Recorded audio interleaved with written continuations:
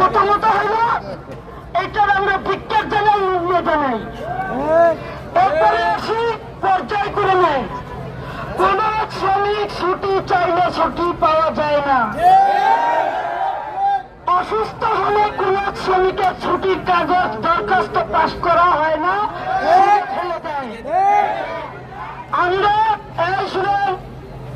আমরা আজকে এখানে কেন বলছি, আমাদের বই রুবি ছিল প্রোগ্রামে, সেই রুবি অসুস্থ হয়ে পড়েছিল। ও ছুটির জন্য নাকি বারবার চেষ্টা করছে, ওকে ছুটি দেওয়া হয় নাই। এরপরে কি হলো, সেই ওর হয়েছে হাই প্রেশার, ওরে খাওয়াইতেছে ছিলেন হাই প্রেশার আরো বাড়ে। পরিশেষে তাকে ছুটি দেওয়া হয়েছে, সে বাসায় গেছে। বাসায় সেখানে ধরা পড়ছে তার হাত ব্লক হয়েছে, হাত ব্লক।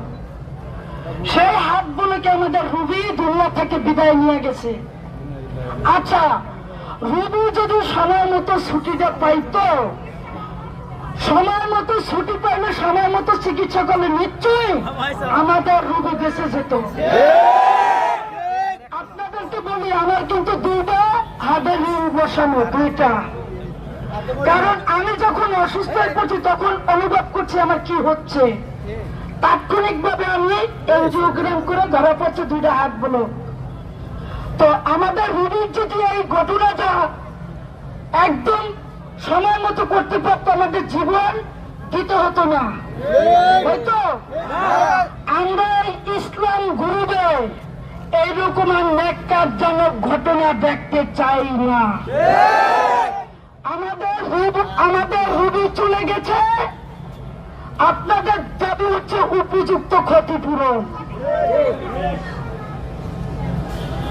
রুগীর উপযুক্ত ক্ষতিপূরণ তার পরিবারের দিতে হবে।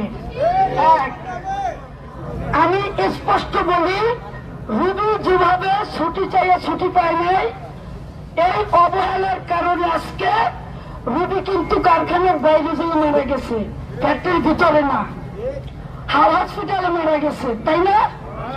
হসপিটালে মারা গেছে, আপনারা যেটা জানেন। তারপরও আপনাদের সাথে সংহতি প্রকাশ করছি। আমরা কর্তৃপক্ষকে বলতে চাই, ইসলাম গ্রুপের এই রুগীর উপযুক্ত ক্ষতিপূরণ আপনারা দেবেন।